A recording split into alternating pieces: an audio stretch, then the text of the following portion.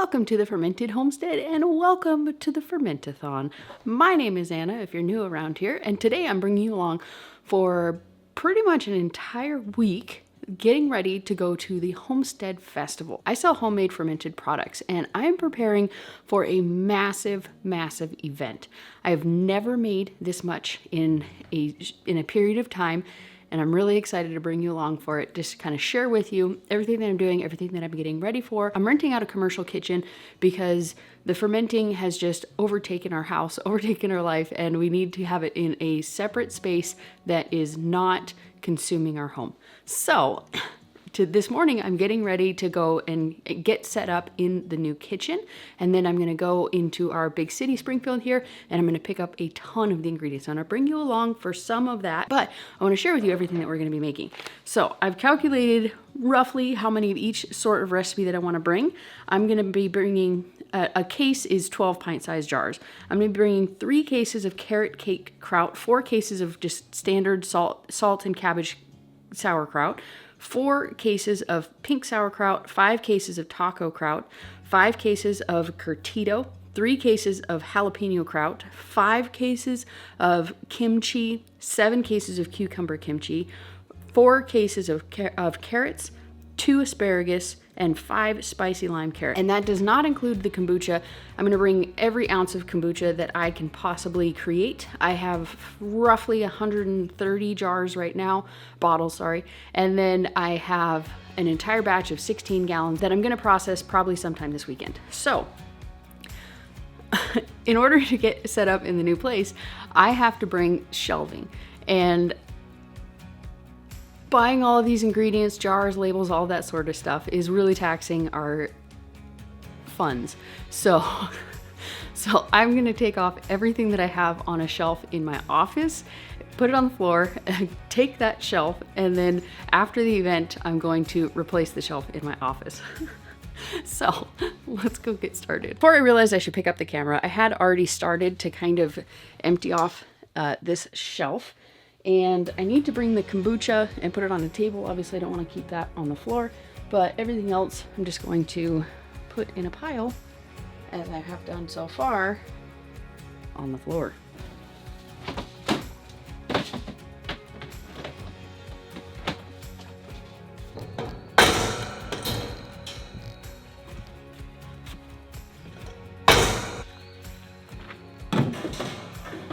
So we got the truck all loaded up. When the time comes, we're gonna book it. All right, so I'm at the first stop that I made, and is at the American Made General Store. This is where I get my jars, and they're super sweet. They work with me, they do special orders for me, all that kind of stuff. And so here I spent $167.14, and unfortunately we didn't discover until after I paid that they were short 93 jars. I got 10 cases of pint jars. I got 6 cases of quart jars, so I have enough quart jars, or gallon jars, sorry, in order to ferment in. So I'm just gonna swing by on the way back, and hopefully they'll be able to find those lids. If not, I'm gonna have to wait till Tuesday. This isn't even the special order jars that I did for the event. So this is just something to get me going. So see you at the next stop. Second stop was one of the Mama Jean's locations, which is a local natural food store. Took up 38 pounds of cabbage. So the great hunt for cabbage has begun. I am trying to get to 195 pounds of cabbage. Wish me luck. Just left the Asian market and I got 40 pounds of Napa cabbage, which is all I need for the Napa, and 10 pounds of garlic. Total was $88.53. I want to show you the truck as it's starting to fill up, but there's a car wash right behind me, so that ain't happening because it's loud. So I'll see you at the next Mama Jean's. All right, so just left Mama Jean's. I was able to get about another 35 pounds of cabbage, and I also picked up about 6.5 pounds of the 10 pounds of daikon radish that I need. And for anybody who's wondering, yes, I do plan on beginning to get produce delivery. I think I have a pretty good source for it to get some good organic stuff. We'll see how that ends up, but that is definitely my plan. So I'll see you at Natural Grocers. At Costco, I realized right as I pulled into the parking lot, they don't take my kind of card. So I just got a couple of the things that I need. I got all the 80 limes that I need and all the apples I need. They actually had organic limes today, so I didn't have to get them for way more somewhere else. Stopped at the last Mama Jean's, and unfortunately they only had just over three heads, which was just over 6 pounds. But I was able to talk to them, and she's going to find out in the morning if she can order me 3 cases. And if that's the case, pun not intended, then my hunt will be over for the cabbage. But I won't know until morning, so I'm gonna go to the last stop. So I just left my last stop of the day. It is time to head back, load everything up at the kitchen, and then I have Bible study at 7 o'clock that I don't want to miss because I missed last week and I'm gonna miss next week. So I was able to find about half of the jalapenos I needed there, all of the green onions, all of the cilantro, and they had 29.12 pounds. So that puts me at 108 pounds, and whatever math here, that's how much more I need. It's 80 something pounds. And they said they are getting a 40-pound case and they're going to hold it for me on Tuesday. So that leaves me with about 40 pounds left to go. Wish me luck. It's Monday and it's time to load up the truck with all of that. I know you can't see it, but it goes like all the way back. So we're going to get as much as humanly possible into the truck. Gochugaru. We got every single half-gallon jar that I can have empty. We have our Thai peppers, gochugaru, raisins,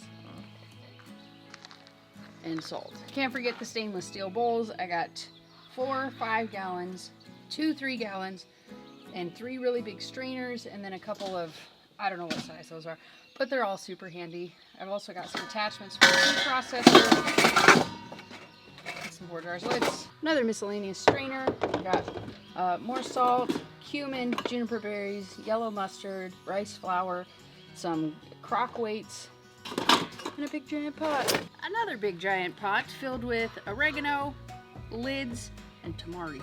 This box got all my utensils. It's got all my knives, my grater, spray bottle for the peroxide, and towels, all that sort of stuff. And 2 more big pots. One of them has my salad spinner in it. I find that for these massive batches that I do, these pots are fantastic. They got a lid that come with it and they're giant. I just get the 20-quart ones, 5 gallons, and they just work amazing. I got my food processor, some more onions, my pH meter, gloves, masking tape, dish soap, peroxide. I use peroxide to spray everything down instead of using like bleach or some kind of chemical disinfectant. You spray this on at a 50-50 mixture with water, leave it to set for 5 minutes, totally good, no residues, and it just gets the bad stuff. And kitchen scale hubby got me for my birthday. Paper towels, mandolin, slicer, 3-gallon crock, portable burner. The kitchen I'm renting does not have a stove in it, so I'm just gonna bring my own. They have one in a different kitchen, but it's easier just to bring my own. 2 cutting boards, a giant wire rack. We have 3 of these things. These are actually sold. These are sold in restaurant supply stores. They're actually made for bread proofing, I believe, but they work fantastic as a drip tray. So if you do a lot of fermenting, check out your local restaurant supply store and pick up some of these guys. I don't reuse the brine that goes into this, obviously, because it's in plastic, but I can always just add more brine, so I'm not super worried about it, and they just work fantastic. And they stack. 2 Costco-sized vinegars. My 4 jars squishy mat, because you know I ain't standing there for 10 hours without having a mat, because that would be torture. And I have to be totally honest with this mat, okay? You can get it on 4 jars. I do always have a link for 4 jars where you can get 10% off on everything that they have. These mats, never in my wildest imagination did I think I would give a hoot about it. But I'll tell you what, there is a significant difference when I'm standing and working in the kitchen for 10, 12, 16 hours, whatever it is, with and without this. I'll tell you what, my tootsies are in pain if I don't have this. Another 3-gallon crock filled with Ziplocs, saran wrap, and another apron. All my fermenting lids and gadgets and gadgets. Time to organize the truck so I can actually get all my jars in here. 9 cases of these gallon-sized jars, and then 10 cases of the pint jars. And of course, all my recipes, notes, all those sorts of things. I'll see you in the kitchen. And we're here. So this is the space that I am going to be spending the next weekend, a great portion of it. So I'm gonna get all this stuff unloaded from the truck, and then we're gonna get started.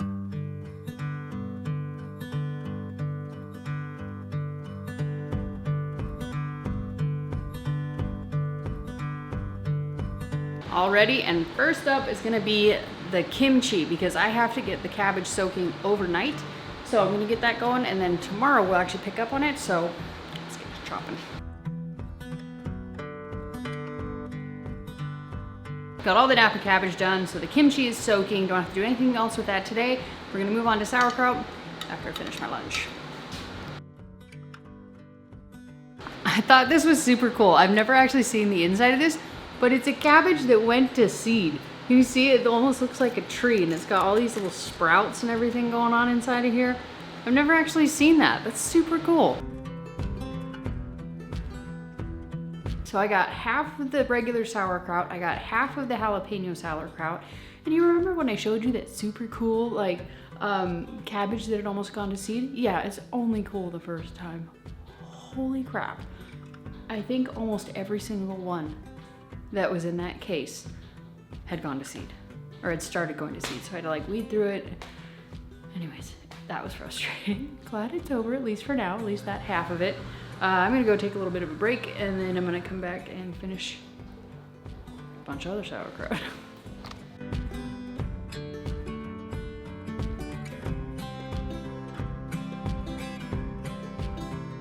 I'm almost done fermenting for the day. I'm just gonna finish up all of the pink kraut, and then I might do one other small batch. It depends on how many jalapenos I have. I don't think I have enough jalapenos to do much of anything.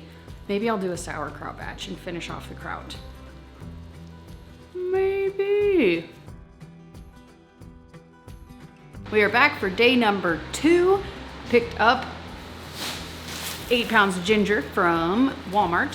So now I can, and I've also already sanitized everything, and I rinsed off all of the kimchi. So I'm just gonna get busted on the kimchi and just do one thing after the next. When I run out of cabbage, I'm gonna run to town.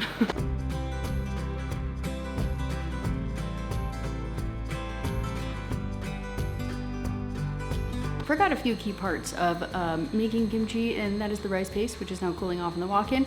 All of that lemongrass, and so now I just have to wait for the rice paste to cool off. I think it's about the time of day where I can head into town, pick up the rest of the ingredients that I need, because everybody got a Tuesday delivery on their produce, so I should be able to source the rest of it. So I'm just gonna run and do that, and I'll be back. Just made it back from Springfield. I have about 2 hours left where I can work, and I'm just gonna basically assemble the kimchi, and then that's probably all I'm gonna be able to get done in that period of time. Most of it's ready though. I just need to fix up the brine, all the ginger, garlic, all that kind of fun stuff. So I'm just gonna get to work.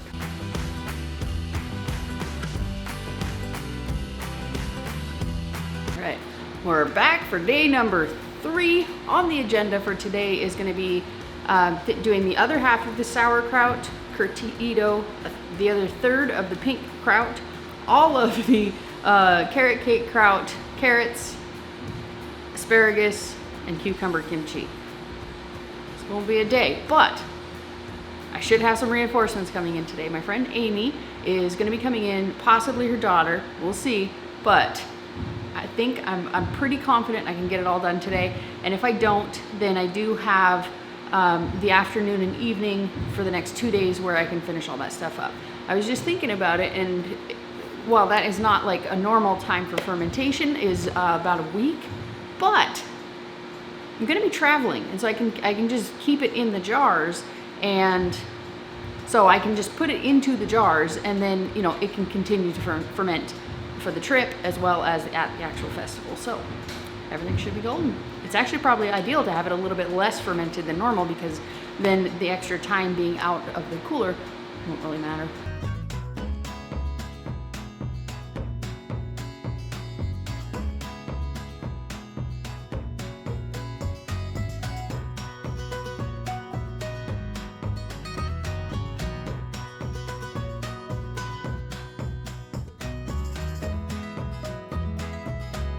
We got a ton of stuff done so far. So I have all of the sauerkraut done, the taco kraut, no.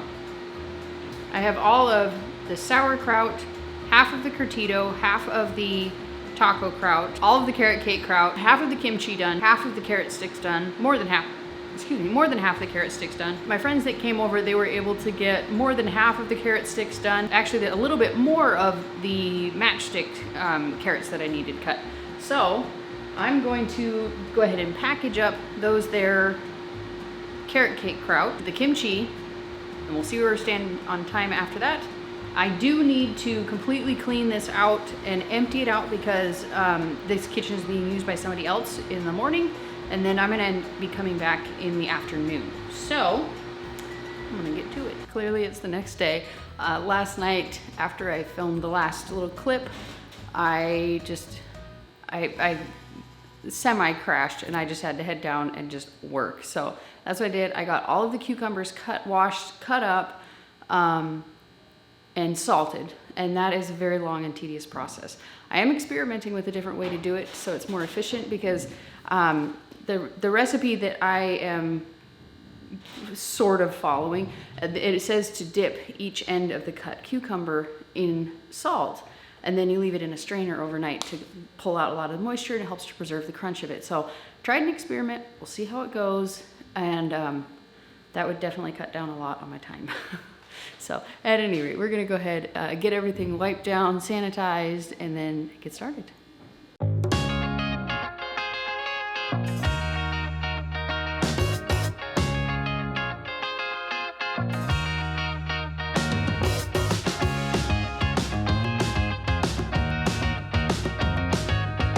Looks like my battery died and I did not realize it, but we're ready to get started on cleaning up. I got all of the cucumber kimchi finished. There was 2 batches of cucumber kimchi. So I got the second one finished in jars. What else did I do? I don't know when it timed out, but I got all of the krauts that I made earlier jarred up. And the only thing that I'm not gonna be able to get to is the rest of the carrots, the spicy carrot lime, unfortunately. The carrots are totally gonna be fine in about a week. So no issues there. And if I have any spare time, like Sunday, Monday, or Tuesday while I'm here, then I will make some of those, but those will be for a different market. Just, I'll get to them as soon as I can get to them. So let the cleanup begin. Now all that's left to do, I realized I probably did not record that. Sorry if I didn't, it's clean. I told that I did. But anyways, I'm just gonna tend to a couple of those ferments, and then I'm gonna get out of here, and then we're gonna come back tomorrow and check on everything again. Tomorrow's just gonna be a checkup though, super quick. Next day, it is now, what day is it? It's Friday. And we're getting ready for some massive kombucha, okay? We got 6 cases of 24 plus another case and a half in the back. We're gonna process 16 gallons of kombucha. And we're also over here, we are sanitizing jars because I have a bunch of gallon jars that I had processed before I started working in the kitchen that I need to go ahead and jar up for the market tomorrow. We're also getting ready for the market tomorrow. Got the dishwasher running, and when these jars are emptied, pop them in there, and then those are the jars I'm gonna use for the kombucha. But stage 1, sterilizing all the jars. And I'm gonna do that. I have the actual jars sterilizing in here. I've got the kombucha liquid warming up here that I'm going to make the tea with, and then outside I have my propane burner and with my all-American canner, because that is the only pot that is tall enough for me to put these bottles in, and sterilizing them without boiling them is exhausting and just really annoying. I have one of those little the bottle, you put like a bottle on it, it's got like spring loaded, you put the sterilizing liquid in there and you like pump it through, and it just takes forever. So I'm just gonna, last time I did that and it was exhausting. So this time I'm going to process them in the canner. So I'm gonna go ahead and get started on that, and then I'll bring you back for another step. This is how many tea bags it takes to make 16 gallons. We're back at it. It's now 5:32. I got all the jars that I need sterilized, sanitized, whatever you want to call it. I boil bath canned them, and then, or I boil bath them, whatever. I boiled them, and then I went to pick up my T-shirts that I got ordered for the festival, as well as labels and stickers. So I got all that stuff picked up, and then I stopped by the kitchen that I'm working in, and checked on all my ferments, picked up a couple things I needed. I forgot that I had brought my pH meter, and if I'm going to be packaging up these guys here, I gotta have a pH meter. So I'm just gonna get started packing all those up, and then we'll get started on the kombucha. So the dishwasher's done. I got 5 jars that I can cycle through to get all of these 16 gallons of kombucha, and then we're just gonna bang it all out. It should be pretty quick. I mean, relatively speaking, when you're making 16 gallons of kombucha. And that's my alarm to lock up the chickens, but hubby's doing that. So we're just gonna get started. I have the kombucha, the sweet tea is all ready to go. This is a sweet tea concentrate. That way I can just add in 1 quart of this to each gallon and then top the rest off with cold water. So by the time I mix it all up, it's gonna be totally ready to go. I'm not gonna have to wait for it to cool down. So let's get this party started. Okay, need to process for a second. That is 1 case done. And I'm flavoring these with juice. This one is an organic orange pineapple ginger. So all that's left is I need to move these over, rinse them off because they're kind of sticky, and then just stack them up. And then once they dry off, put them in the case. And I'm only going to label them once I get to the event because most of these are intended for immediate consumption. So they don't have to be labeled. But the ones that I will label some of them, so in case people want to take them with them or anything like that, because if they do like actually buy the bottle, they do need to be labeled. So, and I have different color caps for all the different flavors. So when they're in the cooler, it's going to be super easy to just recognize them at a glance, and then we can just grab the flavor that we need. So I'm going to get this cleaned up, bang out all the rest of the flavors. I really don't expect this is going to take too much longer because that was pretty quick. So we're back at the kitchen. It is now Sunday. Yesterday was market day, so I spent the whole morning doing the market, and I have come 3 times to check on everything, to burp everything. You know, I had to go to Springfield yesterday. I got my brakes done. Apparently the last person who installed them, installed them wrong, and it was off alignment. And so they had to replace the brakes and the rotors because everything was worn unevenly. So I'm definitely glad I did that. Tuesday, I am going to have a trip check done on my truck, and just to make sure everything is all nice and sound. And so today I'm here because we are going to check on everything, but we're also going to bottle up anything that I made Monday. So it's been fermenting for 6 days. My goal is to slightly under ferment everything so that I don't have to be quite as cautious with temperature control. Because their ferments, they don't have to have temperature control, but they don't want like 80 degrees. It'll make it get kind of mushy and just an off-putting, you know, like it just won't be as desirable. So that's what I'm going to do here today. And then whatever I do get bottled up, I'm going to most likely pop them in the fridge to stop the fermentation, or to slow the fermentation rather. And then once we get going, well, it'll come out of the fridge and they'll continue to ferment on the trip and as well as at the festival. So let's get on it.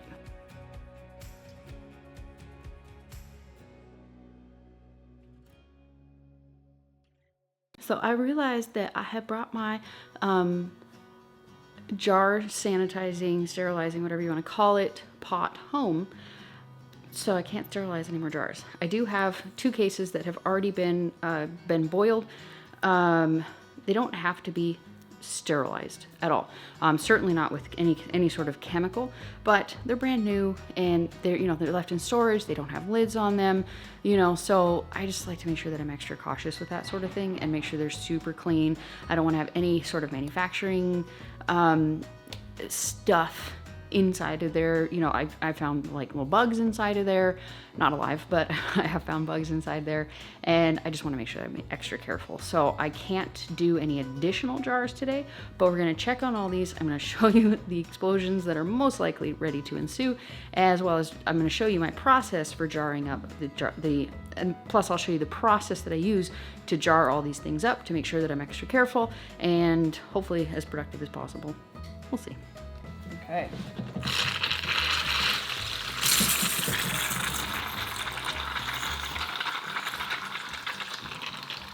Sorry, I had to cover it up. We're spraying all over.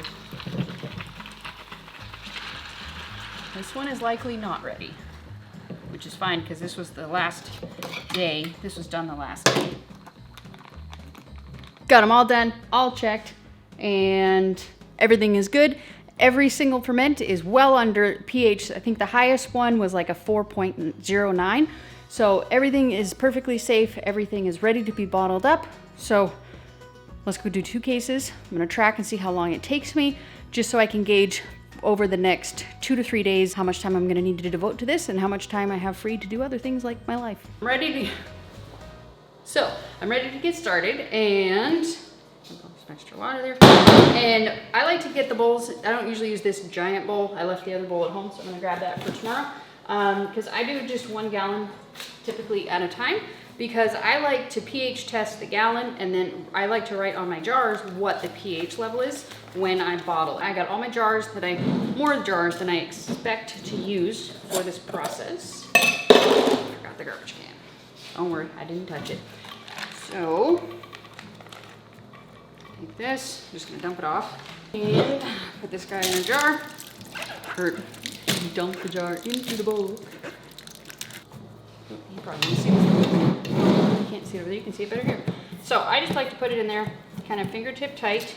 You don't want to pack it in there. I don't pack it in there from what I have looked up. And I did reach out and ask a few people who know about these things, and they said kind of a medium pack is just right for repackaging this sort of thing. Any denser, it won't have enough of the liquid in there to really penetrate and get the, make sure the brine, or make sure the ferment stays at a safe level. No oxygen gaps inside there. It fills all the gaps, if that makes sense. So you don't pack it like you would, like I did when I first made the sauerkraut. And also want to put a little gap on the top to make sure that the brine will cover it. So far, my experience, the way I pack it, stuff doesn't float. And even if it did, it doesn't matter, because it's already at a safe pH. And I sell it, and it goes in the fridge. So, there we go. I usually get between 7 and 9 pints, depending on how full the gallon is. Top it off. The teeny bit of brine that I added to this is not going to be an issue with the pH level. I have tested it out, and it increased the pH ever so slightly, but like within a couple of hours, it's right back to where it was. So it doesn't concern me at all. It's not an issue, and it makes for the safest packing. I have attempted to make these with enough brine to cover the batch, but I have literally never been successful. I try to add an extra water to it, or extra brine to it, all the things, I just cannot get it to happen. Next up, I wipe the rims to make sure there's nothing that will interfere with the seal, just like I would when I'm canning. I make sure to get all the way down to the threads. Then I wipe down the outside of the jars super well. And that's 6 jars. Probably should have mentioned, it's 11 minutes for 1 gallon jar. I timed, the timer for some reason did not kick in on the first batch, but the second batch did. Lighting, sorry. And I also forgot to mention, when I put them back into here, I clean out the drip trays. If there's anything in there, I clean it out in the sink. And then I also wipe down the outside to make sure there's no particles and it's perfectly clean, because I don't want any pests.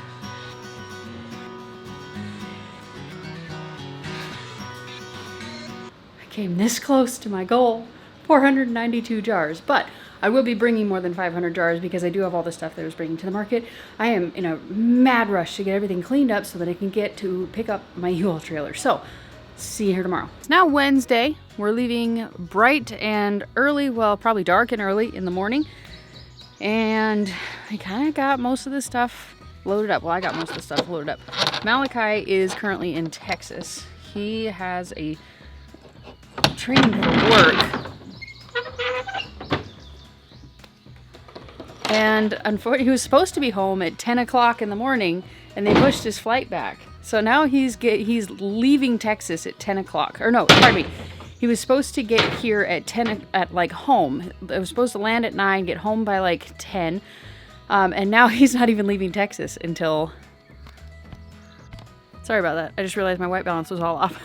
So he's now leaving Texas at 10 o'clock tonight. And so I am getting all of this stuff loaded up. As you can see, I got all my boxes in here. I'm going to pull them out, reorganize them, put them on top of a pallet just to give it a little bit more airflow in there. And I've been keeping the greenhouse temperature sensor in there. It's perfectly good temperature, so I'm super excited that that part of the plan is going to work.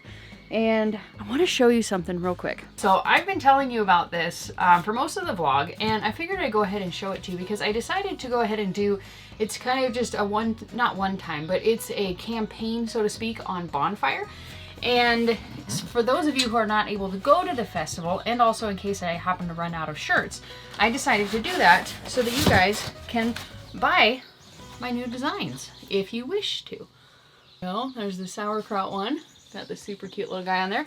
So I decided to do that just in case maybe if you are interested in buying the shirt but you're not going to the festival, you have the opportunity if you want to. I'll put a link for these down below. There's going to be a lot more options, a lot more colors, all of those sorts of things. The last day that you can buy them through the campaign is on June 12th, but and everything is going to start shipping on June 19th. At least that's what Bonfire tells me. So if you guys are interested, those are going to be down below. Make sure you click, and I will also make sure to put it in the first pinned comment. So I'm going to go ahead and finish loading up this trailer, and we're going to leave bright and early in the morning. So that is everything that I was able to at least document of what we're doing to get ready for the Homestead Fest. Click this video if you want to see the last festival that I was going to, and peace out, sauerkraut.